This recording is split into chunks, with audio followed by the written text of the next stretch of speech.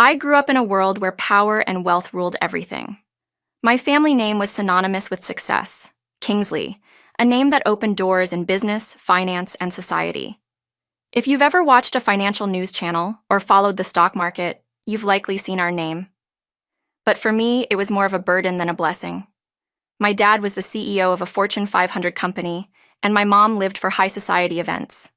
I never fit into that life. People assumed I had it easy, but I always kept my feet on the ground. I believed in working for what I had, even if it meant living a simpler life. Charity work was where I found meaning. Helping others grounded me in a way no luxury car or private jet could. My parents didn't understand it. They thought it was a phase, a hobby for their golden girl. But it was far more than that. It was on one of those rare evenings when I actually agreed to go out that everything started to change. My best friend Amy had been bugging me for weeks to get out of the house. "You need to live a little, Laura. Not everything is about work and charity," she said, her voice full of excitement. Eventually, I gave in. She dragged me to a dive bar downtown, far away from the fancy restaurants and parties my family frequented. The bar wasn't much to look at. Dim lights, cheap beer, and a crowd that was there to forget their problems, not flaunt their status. Amy was buzzing about some guy she'd met online, convinced he was perfect for me. "He's your type, Laura. Trust me," she said, grinning as if she knew me better than I knew myself.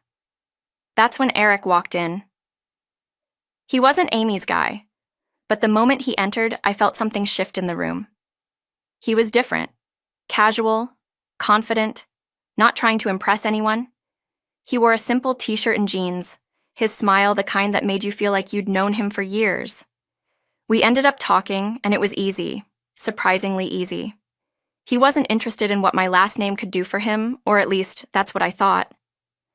Eric worked as a manager at a small tech company, not exactly the glamorous career my parents would approve of, but he talked about his job with passion.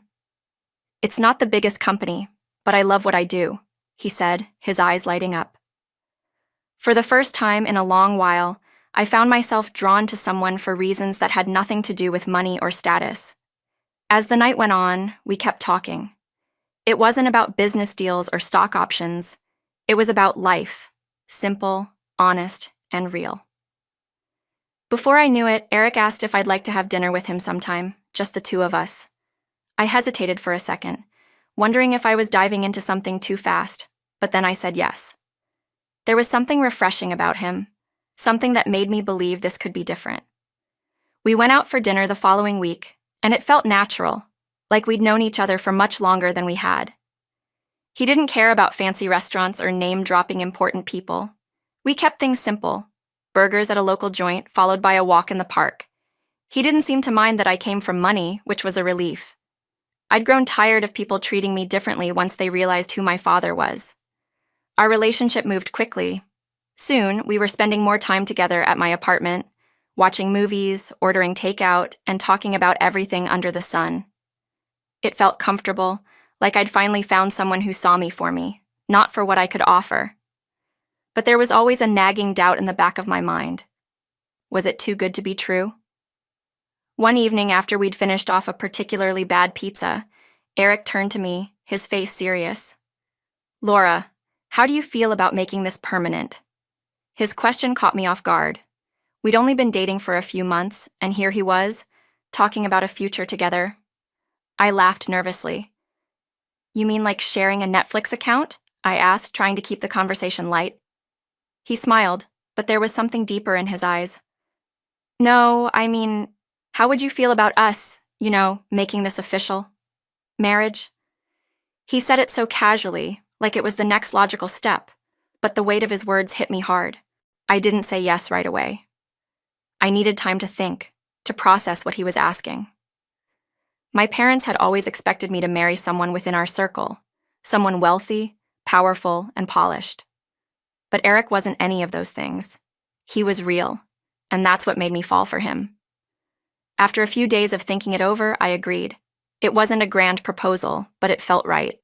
We decided to keep the wedding small, just close friends and family. Eric's parents, Kelly and Jason, were thrilled, welcoming me with open arms into their modest home. They weren't used to wealth or luxury, but they made up for it with warmth and genuine kindness. At least that's what I thought at first. My parents, on the other hand, were hesitant. They didn't know Eric well, and they didn't like that he wasn't part of our world. But they loved me. So they gave us their blessing, even though I could tell they were worried. "As long as you're happy, darling," my mom said, though her smile was tight. My dad, ever the businessman, was more blunt. "Just be careful, Laura. Not everyone sees the world the way we do. We got married in a small ceremony, nothing extravagant, just the way we wanted it. It was perfect, or at least it seemed that way." Life with Eric was easy at first. We lived in my apartment, and everything felt like a dream. But soon, cracks began to show. It started small. Eric's parents would drop hints whenever they visited. "Oh, Laura, this coffee maker is wonderful," Kelly would say, her eyes lingering on it a bit too long. Or Jason would comment on how comfortable our couch was, mentioning how their old one was starting to give him back pain. I didn't think much of it at first. I wanted to be a good daughter-in-law, so I took their comments to heart. I surprised them with gifts. First a coffee maker, then a new couch. Their gratitude was genuine, at least in the beginning. "Oh, Laura, you didn't have to do this. It's too much," Kelly said, but I could tell she loved the new appliances. Jason, too, seemed genuinely pleased with the new couch. It felt good to make them happy. But as time went on, their requests became more frequent and less subtle. "Have you seen the new TV at your folks' place? Crystal clear," Jason remarked during one visit. Kelly chimed in, "Yes, it would be nice to have one like that." I started to feel uncomfortable. Was I supposed to keep buying them things? I brought it up to Eric one night as we lay in bed. "Do your parents expect us to keep gifting them things?" I asked, trying to sound casual. "They're just not used to nice stuff," Eric replied with a shrug. "It's no big deal. They're not asking for much." But it felt like they were. Every time they visited, there was another comment, another hint. I wanted to keep the peace, but I could feel the strain. And then, the unthinkable happened. My father's company hit hard times. What was once a financial empire crumbled almost overnight. Suddenly, the cushy life I'd grown up in was gone. My family's wealth disappeared, and with it, the security that had always been a safety net. I had to tell Eric and his parents that things were going to be different. One evening after dinner, I sat them down. "Listen, I need to tell you something," I began, my heart racing. "My dad's company is in trouble. We're going to have to cut back for a while." Eric's reaction was immediate, and not what I expected. "What do you mean cut back? Are you saying we can't live the way we used to because of your dad's company? This is his mess, not ours." His words stung, and I felt a lump form in my throat. "I'm sorry, Eric, but this is our reality now. We have to adjust." His parents were no better. "This is quite the situation you've put us in," Jason said, his tone laced with disappointment. Kelly looked at me like I'd let them down personally. The warmth they'd once shown me disappeared, replaced by cold resentment. Moving in with them, even temporarily, felt like stepping into a trap. Their once modest home now felt like a prison, and I was the unwanted guest. Every day, there was a new comment from Kelly or Jason about how hard things had become. "We're cutting back on everything because of this," Kelly said, as she served yet another bland meal.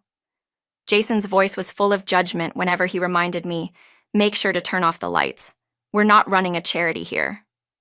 But the hardest part was Eric. He wasn't the man I'd fallen in love with anymore. His frustration turned to anger, and our once easy conversations became filled with tension. "Can't you do something? Talk to your dad. It's like you don't even care we're living like this," he snapped at me one evening. The constant arguments wore me down. Every day felt like a battle, and Eric's words cut deeper with each fight. "I thought marrying you meant security, not this struggle," he'd say, his voice full of bitterness. The love we once shared felt like a distant memory, replaced by disappointment and resentment. It all came to a head at Kelly's birthday dinner. We were at a fancy restaurant, a rare treat given our financial situation, and I was trying to keep the peace. But then Eric, with a smirk on his face, said, Let's get the steak and lobster. Laura can stick with the soup of the day. Got to save where we can, right? Everyone laughed, like it was the funniest joke they'd ever heard, but I felt my face flush with anger. Really? Soup? Is this some kind of joke to you? I snapped. Eric's smirk only grew. Come on, Laura, it's just a bit of fun. I couldn't take it anymore. Fun? You think this is fun? Mocking me when things are tough? My voice shook with fury. I can't believe I fell for this act. The restaurant fell silent, and all eyes were on us. But I didn't care. I stood up, my chair scraping against the floor as I pushed it back. Keep your steak and lobster. I'm done. Eric reached out, trying to calm me down. Laura, don't make a scene. A scene? You think I care about making a scene after the way you've treated me? I pulled my arm free from his grip and walked out of the restaurant, my heart pounding in my chest. When I got back to their house that night, I packed my bags. I didn't care where I was going. I just knew I had to leave. This wasn't the life I wanted. Not with Eric, not with his parents, and not with the constant pressure of trying to meet their expectations. The next morning, I went to see my parents. I hadn't told them about the fights, about how bad things had gotten with Eric and his family. I didn't want them to worry. But when I walked into my dad's study, I broke down. Laura, what's going on? He asked, standing up from his desk, concern etched across his face. I told him everything. About Eric, about his parents, about how they had turned on me the moment things got tough. My dad listened, his expression hardening with every word. When I was done, he let out a long sigh. I saw this coming, he said quietly. I just hoped I was wrong. His words hit me like a punch to the gut. You knew? I had a feeling, he admitted. People show their true colors when the chips are down. It's a hard lesson, but it's one you needed to learn. I nodded, my heart heavy with regret. I thought Eric was different. You wanted to believe he was, Dad said, putting a comforting hand on my shoulder. But now you know, and you're stronger for it. We talked for hours that night. Dad told me that things with the company weren't as bad as they seemed, that they were on the verge of a major breakthrough. The financial struggles had been a test, a way to weed out those who were only around for the money. I was stunned. So we're not broke? I asked, barely believing it. Dad smiled.